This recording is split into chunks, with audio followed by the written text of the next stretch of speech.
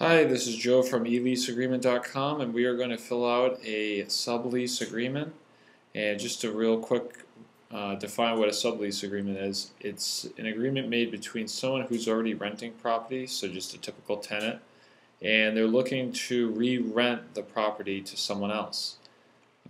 So when we get started, the first blank is when does it begin on? We'll just say January 1st, 2013, and it ends December 31st, 2013. This is where you write the original landlord. So we'll just say that the original landlord is in a corporation called Landlord Inc. And the next blank is the sublessor, which is the person that is renting the property right now and is going to be, in a sense, re-renting it. So we'll just call him Joe Re-Renter. And this is the person that's coming in new, that's going to be renting from Joe Re-Renter. So we'll just make his name Joe Schmo. This is the street address of it. It's going to be 90 Alton Road, we'll just say, which is our offices down in Miami, in the state of Florida. Zip code 33139. And this is if the subleasee leaves all his furnishings in there, his couches, everything, then he's going to want to write that in here so that when the person moves out. And if it's a lot of items, just say addendum 1, and then you can have a whole page where you want to write it in, rather if it's more than just what can fit on one line. These are just some restrictions. If there are any restrictions in the properties, say there's no smoking or whatever it may be, you just write it out in here. This is a section that talks about the parent agreement. The lease that's between the original landlord and the tenant hasn't been discussed yet. And so this just outlines so that the person that's renting the property, the new renter, knows of what the deal is, so he knows when he has to be out. So let's just say that their deal was from October 1st, 2012, and it ended on October. That would make sense. We'll say it ends on February, so it's a long lease. 1st, 2014. Well, make it easier. We'll just make it a 2-year lease. And we'll say it was signed on September 15th, 2012. So then this way the person that's going to be re-renting the property knows that when the end date is, just for his own personal information. Rent, the subleasee shall pay, we'll just say $800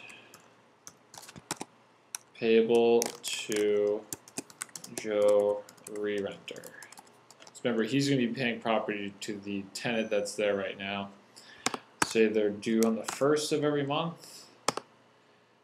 Beginning at the start of the lease, which is January 1st, 2013. And this is it. You write in the address if they're going to be sent somewhere. Or if, say, the tenant lives right down the street, they can just say, agree to meet, or whatever it is that the person wants, how they want the rental payment given to them. This is if the subleasee is going to be moving in earlier than the lease starts, then they would write in, say they're moving in 5 days early. What you would do is you'd give them the keys, let them move in, but most of the time they would have to pay 5 days rent.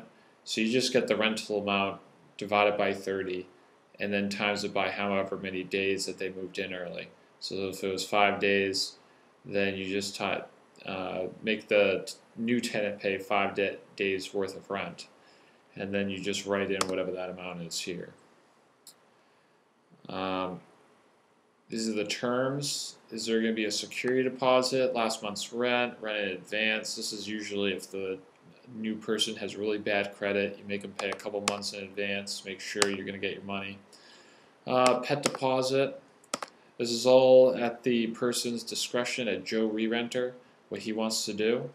Most of the time, if he has a security deposit with the original landlord, he'll just basically make the new tenant pay around what he paid so that he's covered. This is when the new person, after the lease is done, how many days is he going to get his deposits back? Most of the time it's 30, but it can be whatever you want. If the new tenant is late, how much of a late fee? You can either charge a flat fee, just say $25, or if it wants to charge a percentage, most of the time it's around 5%. But you want to check with your state to make sure that you're not charging over the amount that you can legitimately charge without looking at breaking the law for charging something that's too high or whatnot.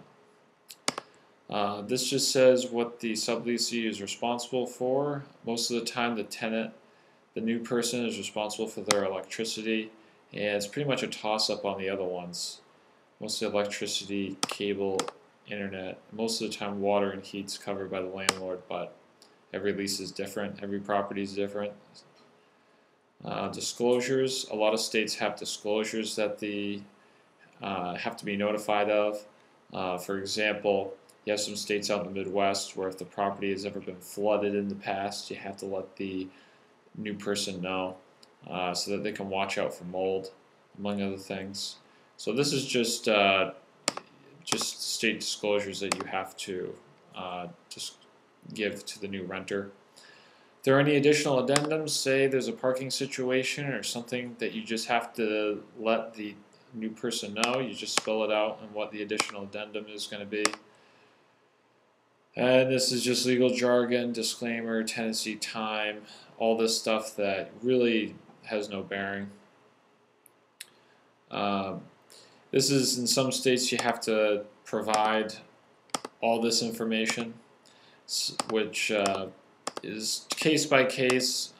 I would just fill it in just because you want to be as legal as possible, just in case anything happens. And going down here, is any additional information. And finally, we're here at the witness page and signing page, where the sublessor will write their name, subleasee will write their name, the new renter, and the lessor usually has to sign off, the original landlord. And that is how you fill out a sublease agreement.